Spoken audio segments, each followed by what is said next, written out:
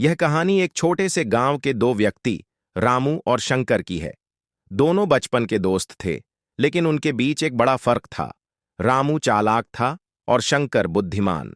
दोनों में से हर एक ने अपनी अपनी विशेषताओं का इस्तेमाल किया, लेकिन अंत में यह साबित हो गया कि बुद्धिमानी हमेशा चालाकी से ऊपर होती है। रामू हमेशा किसी न किसी तरीके से अपनी समस्याओं का हल निकाला करता था।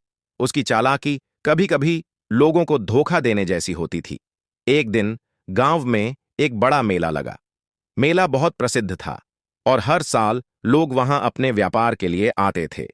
रामू ने तय किया कि इस बार वह शंकर से कुछ पैसों का उधार लेकर व्यापार करेगा और खूब मुनाफा कमाएगा। शंकर, जो बुद्धिमान था, उसे यह बात समझ में आ गई कि रामू की चालाकी से ज्यादा किसी सच्चे और ईमानदार काम में मेहनत करनी चाहिए। शंकर ने अपनी समझ का इस्तेमाल करते हुए मेले में एक छोटा सा ठेला लगाकर खेती से जुड़े सामान बेचने का विचार किया। उसके पास ज्यादा पैसे नहीं थे, लेकिन उसकी योजना समझदारी से भरी हुई थी। उसने किसानों से ताजे फल और सब्जियां खरीदने की योजना बनाई ताकि वह कम कीमत में बेच सके और अधिक मुनाफा कमा सके। रामू ने शंकर के व्यापार को देखकर सोचा कि वह चालाकी से उसे मात दे सकता है। उसने शंकर से पैसे उधार लिए और एक बड़ा स्टॉल लगाया, जिसमें उसने सस्ते और खराब सामान बेचना शुरू किया। उसने ग्राहकों को धोखा दिया और थोड़े समय में उसकी बिक्री में काफी बढ़ोतरी हो गई।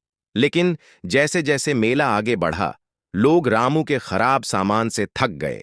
उनका नुकसान होने लगा और धीरे धीरे वे शंकर के पास जाने लगे, क्योंकि शंकर का सामान ताजगी और गुणवत्ता से भरा हुआ था। शंकर ने अपने ग्राहकों को कभी धोखा नहीं दिया था और न ही उसने गलत तरीके अपनाए थे। उसकी मेहनत और ईमानदारी ने उसे अंत में सफलता दिलाई। रामू को समझ में आ गया कि चालाकी और धोखाधड़ी से कुछ समय के लिए तो फायदा हो सकता है, लेकिन लंबे समय तक यह तरीका काम नहीं आता। शंकर ने उसे यह सिखाया कि अगर किसी काम में ईमानदारी और बुद्धिमानी हो, तो उसका फल हमेशा मीठा होता है। अंत में शंकर ने अपनी बुद्धिमानी से न केवल मेला जीत लिया, बल्कि लोगों का विश्वास भी जीता। यह कहानी हमें यह सिखाती है कि चालाकी और धोखाधड़ी से मिली हुई सफलता अस्थायी होती है, जबकि ईमानदारी और बुद्धिमानी से प्राप्त सफलता स्थायी और संतोषजनक होती है।